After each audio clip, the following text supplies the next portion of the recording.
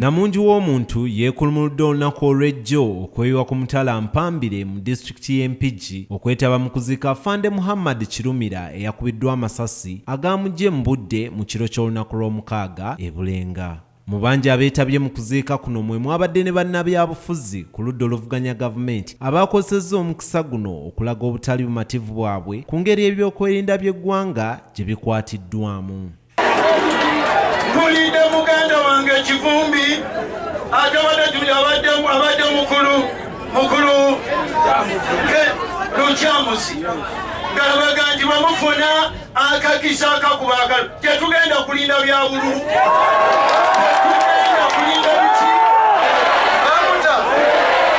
Bamusiba omwaka mulamba manya emyezi egiwera nga batugamba ti bwe banaakwata oyo ng'ebyokutta abantu biggwa.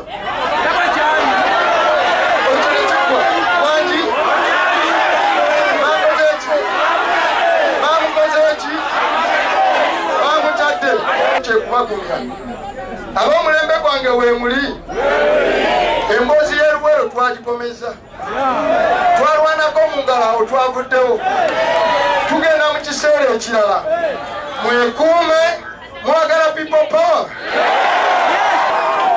Okuziika kuno kwabadde muvaawo mpitewo ng'abantu tebakkiriza muntu yenna yabadde akiikiridde gavumenti eya wakati okubaako ky'ayogera. Mu baalozezza ku bukambwe bw'abakungubaazi ye mwogezi wa poliisi Emilian Kayima ne Jeje Odong, minisita w'ensonga z'omunda mu ggwanga abaagobeddwa mu kuziika kuno.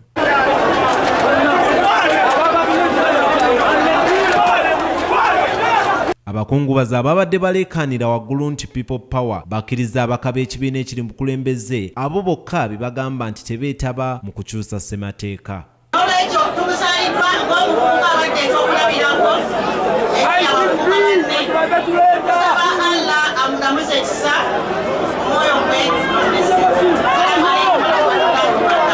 Ye omubaka w'e Kasambya Mbwate Kamagafa wadde wa kibiina ekiri mu buyinza yalabise okuba nti asoma ku lupapula lwe lumu n'ab'oludda oluvuganya gavumenti. Ono yasabye abantu obutakkiriza muntu yenna owa gavumenti eya wakati okwogerera mu lumbe lwe bw'aliba ng'afudde.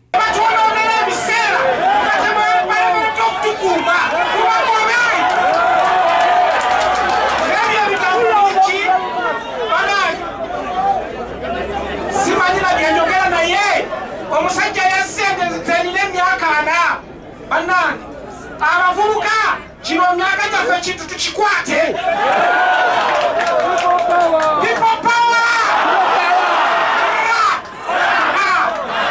Afande Kirumira yafudde ng'aweza emyaka egy'obukulu 35 yayatiikirira nnyo olw'okukwata abamenyi b'amateeka nga tataliza n'abo be yagamba nti bali mu kitongole kya poliisi.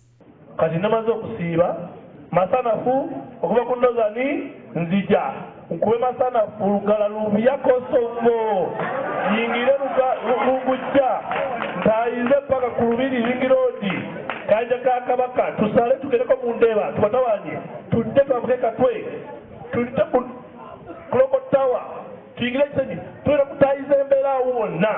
Ono nga yaliko omuduumizi wa poliisi ow'okuntikko mu disitulikiti y'e Buyende yaziikiddwa akati mu kunyeenya amatabi awamu n'okuyimba ennyimba ezimusiibula. Steven Mayombwe mu Ggwe mu Kampala.